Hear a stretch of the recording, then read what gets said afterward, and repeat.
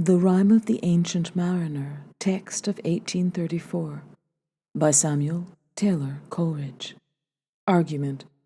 How a ship having passed the line was driven by storms to the cold country towards the South Pole, and how from thence she made her course to the tropical latitude of the great Pacific Ocean, and of the strange things that befell, and in what manner the ancient mariner came back to his own country.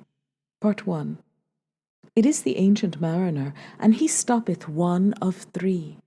By thy long grey beard and glittering eye, now wherefore stoppest thou me?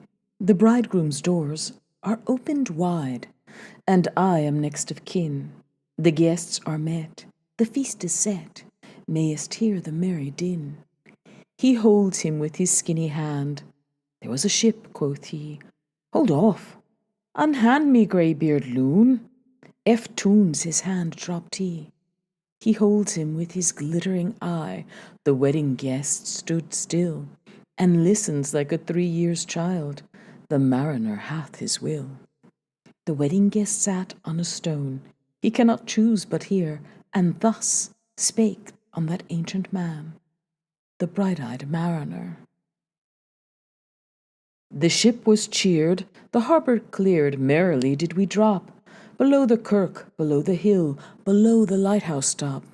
The sun came up upon the left, out of the sea came he, and he shone bright, and on the right went down into the sea, higher and higher every day, till over the mast at noon. The wedding guest here beat his breast, for he heard the loud bassoon.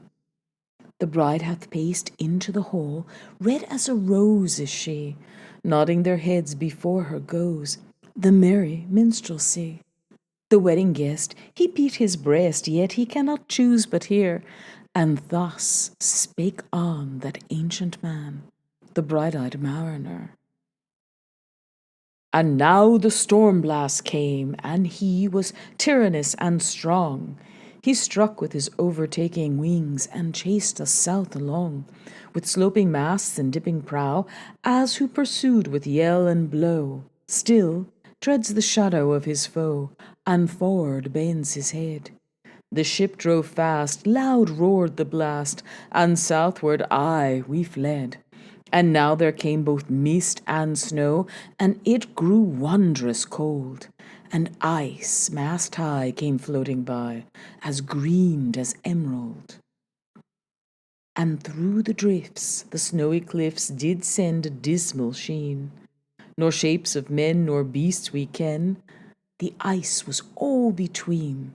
The ice was here, the ice was there, the ice was all around. It cracked and growled and roared and howled, like noises in a swound. At length did cross an albatross. Through the fog it came, as if it had been a Christian soul. We hailed it in God's name. It ate the food it ne'er had eat, and round it flew. The ice did split with a thunder fit. The helmsman steered us through, and a good south wind sprung up behind. The albatross did follow, and every day for food or play came to the mariner's hollow. In mist or cloud, on mast or shroud, it perched for vespers 9, whiles all the night through fog smoke white glimmered the white moonshine.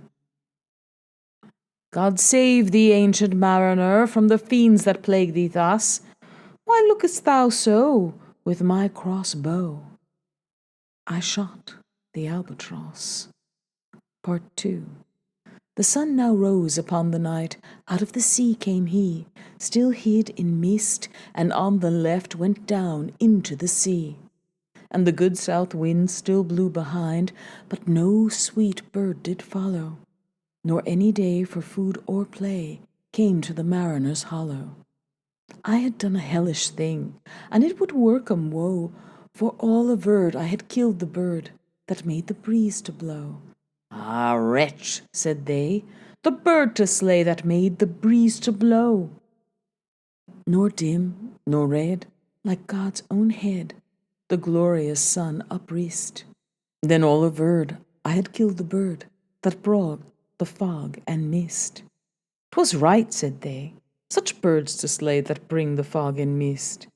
The fair breeze blew, the white foam flew, the furrow followed free.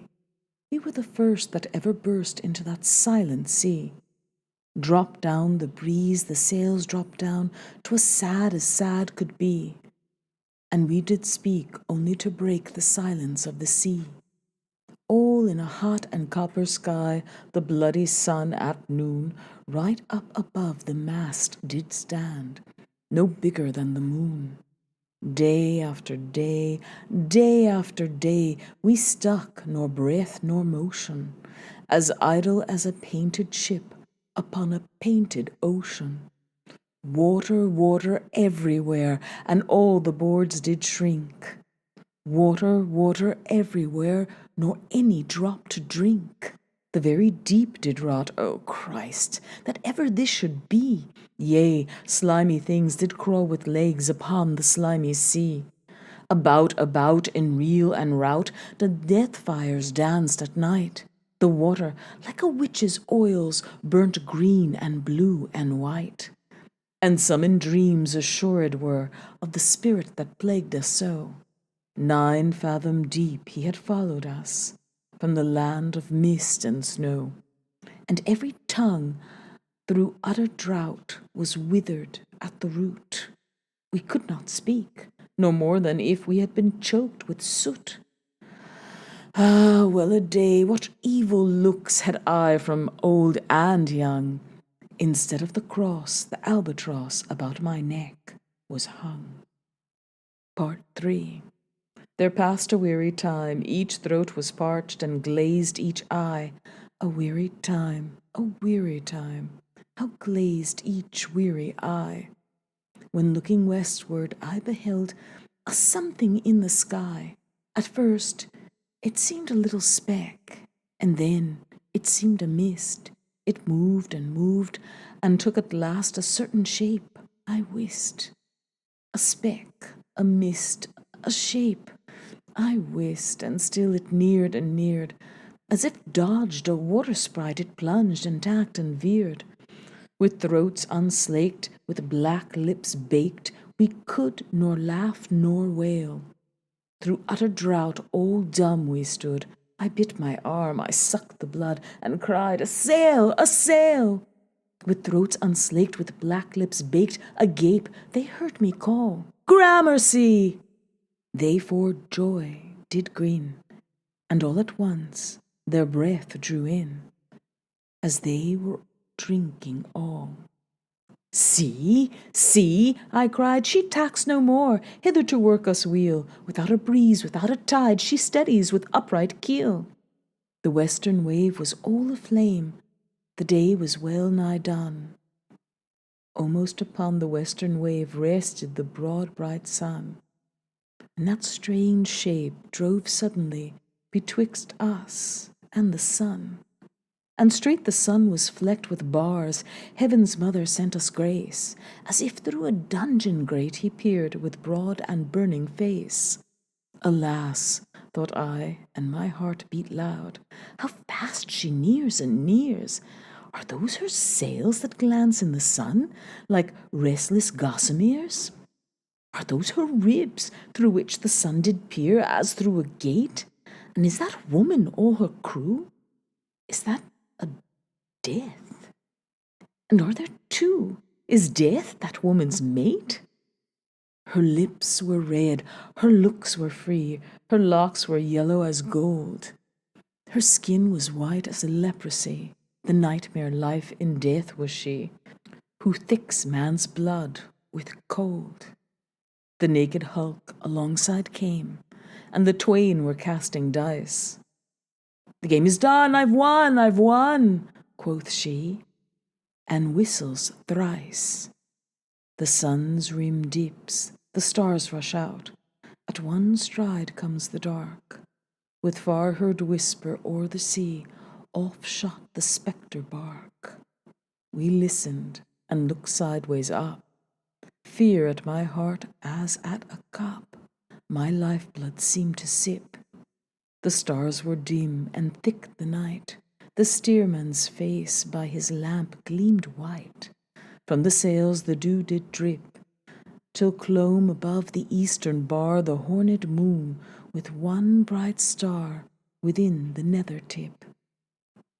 One after one, by the star-dogged moon, too quick for groan or sigh, each turned his face with a ghastly pang, and cursed me with his eye. 4 times 50 living men, and I heard nor sigh nor groan. With heavy thump, a lifeless lump, they dropped down, one by one. The souls did from their bodies fly, they fled to bliss or woe, and every soul it passed me by like the whiz of my crossbow. Part 4. I fear thee, ancient mariner, I fear thy skinny hand, and thou art long and lank and brown, as is the ribbed sea sand. I fear thee and thy glittering eye, and thy skinny hand so brown. Fear not, thou wedding guest, this body dropped not down. Alone, alone, all alone, alone on a wide, wide sea, and never a saint took pity on my soul in agony. The many men so beautiful, and they all did lie, and 1,000 slimy things lived on, and so did I. I looked upon the rotting sea, and drew my eyes away. I looked upon the rotting deck, and there the dead men lay. I looked to heaven, and tried to pray, but or ever a prayer had gushed, a wicked whisper came, and made my heart as dry as dust. I closed my eyes and kept them close, and the balls like pulses beat, for the sky and the sea and the sea and the sky lay dead like a load on my weary eye, and the dead were at my feet. The cold sweat melted from their limbs, nor rot nor reek did they. The look with which they looked on me had never passed away. An orphan's curse would drag to hell a spirit from on high, but oh, more horrible than that is the curse in a dead man's eye. 7 days, 7 nights, I saw that curse, and yet I could not die. The moving moon went up the sky, and nowhere did abide. Softly she was going up, and a star or two beside. Her beams bemocked the sultry main, like April hoarfrost spread. But where the ship's huge shadow lay, the charmed water burnt always a still and awful red. Beyond the shadow of the ship, I watched the water snakes. They moved in tracks of shining white, and when they reared, the elfish light fell off in hoary flakes. Within the shadow of the ship I watched their rich attire, blue, glossy green, and velvet black. They coiled and swam, and every track was a flash of golden fire. Oh, happy living things, no tongue their beauty might declare. A spring of love gushed from my heart, and I blessed them unaware. Sure my kind saint took pity on me, and I blessed them unaware. The self-same moment I could pray, and from my neck so free, the albatross fell off and sank like lead into the sea. Part 5. Oh, sleep, it is a gentle thing, beloved from pole to pole. To Mary Queen the praise be given, she sent the gentle sleep from heaven that slid into my soul. The silly buckets on the deck that had so long remained, I dreamt that they were filled with dew, and when I awoke, it rained. My lips were wet, my throat was cold, my garments all were dank. Sure, I had drunken in my dreams, and still my body drank. I moved and could not feel my limbs, I was so light. Almost I thought that I had died in sleep, and was a blessed ghost. And soon I heard a roaring wind. It did not come anear, but with its sound it shook the sails that were so thin and sere. The upper air burst into life, and 100 fire flags sheen. To and fro they were hurried about, and to and fro and in and out the wan stars danced between. And the coming wind did roar more loud, and the sails did sigh like sedge, and the rain poured down from one black cloud. The moon was at its edge. The thick black cloud was cleft, and still the moon was at its side. Like water shot from some high crag, the lightning fell with never a jag, a river steep and wide. The loud wind never reached the ship, yet now the ship moved on. Beneath the lightning and the moon, the dead men gave a groan. They groaned, they stirred, they all uprose, nor spake nor moved their eyes. It had been strange, even in a dream, to have seen those dead men rise. The helmsman steered, the ship moved on, yet never a breeze up blew. The mariners all gan work the ropes, where they were wont to do. They raised their limbs like lifeless tools. We were a ghastly crew. The body of my brother's son stood by me, knee to knee. The body and I pulled at one rope, but he said naught to me. I fear thee, ancient mariner.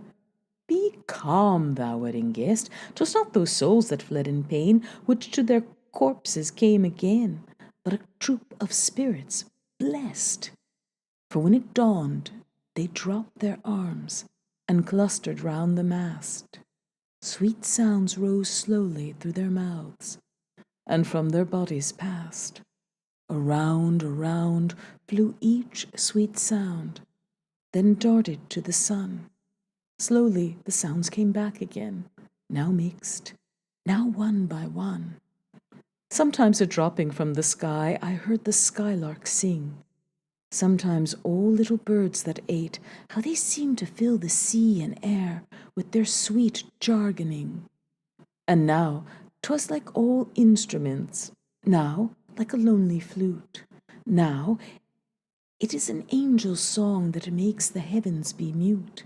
It ceased, yet still the sails made on, a pleasant noise till noon, a noise like of a hidden brook in the leafy month of June, that to the sleeping woods all night singeth a quiet tune. Till noon we quietly sailed on, yet never a breeze did breathe. Slowly and smoothly went the ship, moved onward from beneath. Under the keel 9 fathom deep, from the land of mist and snow, the spirit slid, and it was he that made the ship to go. The sails at noon left off their tune, and the ship stood still also. The sun, right above the mast, had fixed her to the ocean, but in a minute she gan stir, with a short uneasy motion, backwards and forwards, half her length, with a short uneasy motion. Then, like a pawing horse let go, she made a sudden bound. It flung the blood into my head, and I fell down in a swound. How long in that same fit I lay, I have not to declare, but ere my living life returned, I heard and in my soul discerned 2 voices in the air. Is it he? Quoth one. Is this the man, by him who died on cross, with his cruel bow he laid full low the harmless albatross, the spirit who bideth by himself in the land of mist and snow? He loved the bird that loved the man who shot him with his bow. The other was a softer voice, as soft as honey-dew. Quoth he, The man hath penance done, and penance more will do. Part 6, first voice. But tell me, speak again, thy soft response renewing, what makes that ship drive on so fast? What is the ocean doing? Second voice. Still as a slave before his lord, the ocean hath no blast. His great bright eye most silently up to the moon is cast, if he may know which way to go, for she guides him smooth or grim. See, brother, see, how graciously she looketh down on him. First voice. But why drives on that ship so fast? Out, or wave, or wind? Second voice. The air is cut away before, and closes from behind. Fly, brother, fly, more high, or we shall be belated.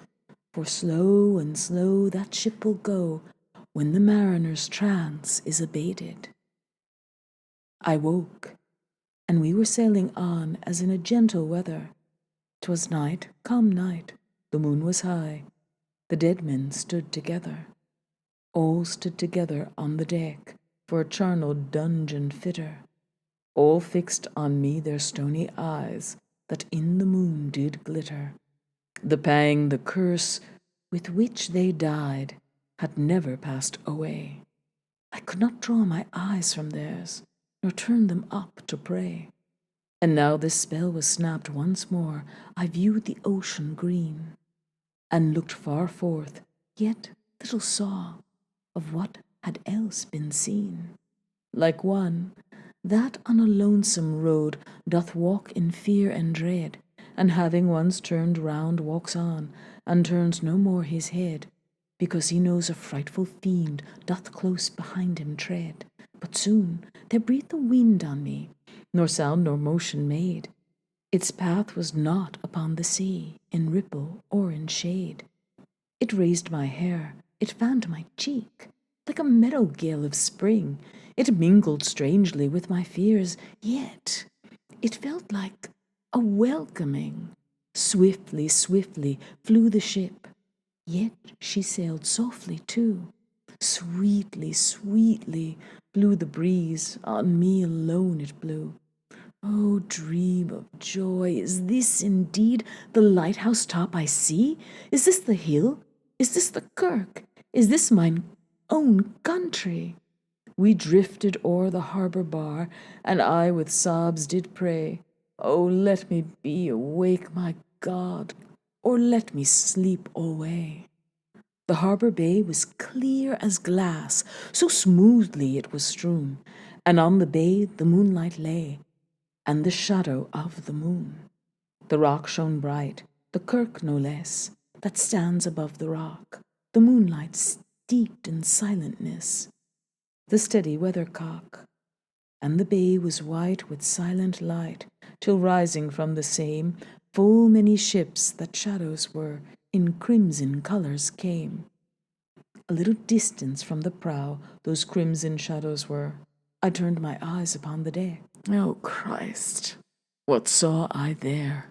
Each corpse lay flat, lifeless and flat, and by the holy rood, a man all light, a seraph man, on every corpse there stood. This seraph band each waved his hand, it was a heavenly sight. They stood as signals to the land, each one a lovely light. This seraph band each waved his hand, no voice did they impart, no voice, but oh, the silence sank like music on my heart. But soon I heard the dash of oars, I heard the pilot's cheer. My head was turned perforce away, and I saw a boat appear. The pilot and the pilot's boy, I heard them coming fast. Dear Lord in heaven, it was a joy these dead men could not blast. I saw a third, I heard his voice. Is it the hermit good? He singeth loud his godly hymns that he makes in the wood. He'll shrieve my soul, he'll wash away the albatross's blood. Part 7. The hermit good lives in that wood which slopes down to the sea. How loudly his sweet voice he rears. He loves to talk with mariners that come from a far country. He kneels at morn and noon and eve. He hath a cushion plump. It is the moss that wholly hides the rotted old oak stump. The skiff boat neared, I heard them talk. Why, this is strange, I trow. What are those lights, so many and fair, that signal made but now? Strange by my faith, the hermit said, And they answered not our cheer. The planks look warped, and see those sails how thin they are and sere. I never saw aught like to them, unless perchance it were brown skeletons of leaves that lag my forest brook along, when the ivy tod is heavy with snow, and the owlet whoops to the wolf below that eats the she-wolf's young. Dear Lord, it hath a fiendish look. The pilot made reply, I am afeard. Push on, said the hermit cheerily. The boat came closer to the ship, but I nor spake nor stirred. The boat came close beneath the ship, and straight a sound was heard. Under the water it rumbled on, still louder and more dread. It reached the ship, it split the bay, the ship went down like lead. Stunned by that loud and dreadful sound, which sky and ocean smote, like one that hath been 7 days drowned, my body lay afloat. But swift as dreams myself I found within the pilot's boat. Upon the whirl, where sank the ship, the boat spun round and round, and all was still, save that hill was telling of the sound. I moved my lips, the pilot shrieked, and fell down in a fit. The holy hermit raised his eyes, and prayed where he did sit. I took the oars, the pilot's boy, who now doth crazy go, laughed loud and long, and all the while his eyes went to and fro. Ha ha! Quoth he, full plain I see, the devil knows how to row. And now, all in my own country, I stood on the firm land. The hermit stepped forth from the boat, and scarcely could he stand. Oh, shrieve me, holy man! The hermit crossed his brow. Say quick, quoth he, I bid thee say, what manner of man art thou? Forthwith this frame of mine was wrenched with a woeful agony, which forced me to begin my tale, and then it left me free. Since then, at an uncertain hour that agony returns. Until my ghastly tale is told, this heart within me burns. I pass like night from land to land. I have strange power of speech. That moment that his face I see, I know the man that must hear me. To him my tale I teach. What loud uproars burst from that door! The wedding guests are there, but in the garden bower the bride and bridesmaid singing are. And hark, the little vesper bell, which biddeth me to prayer. O wedding guest, this soul hath been alone on a wide, wide sea. So lonely 'twas that God himself scarce seemed there to be. O sweeter than the marriage feast, 'tis sweeter far to me to walk together to the kirk with a goodly company. To walk together to the kirk and all together pray, while each to his great Father bends, old men and babes and loving friends, and youths and maidens gay. Farewell, farewell, but this I tell to thee, thou wedding guest. He prayeth well, who loveth well, both man and bird and beast. He prayeth best, who loveth best, all things both great and small. For the dear God who loveth us, he made and loveth all. The mariner, whose eye is bright, whose beard with age is hoar, is gone, and now the wedding guest turned from the bridegroom's door. He went like one that hath been stunned, and is of sense forlorn. A sadder and a wiser man, he rose the morrow morn.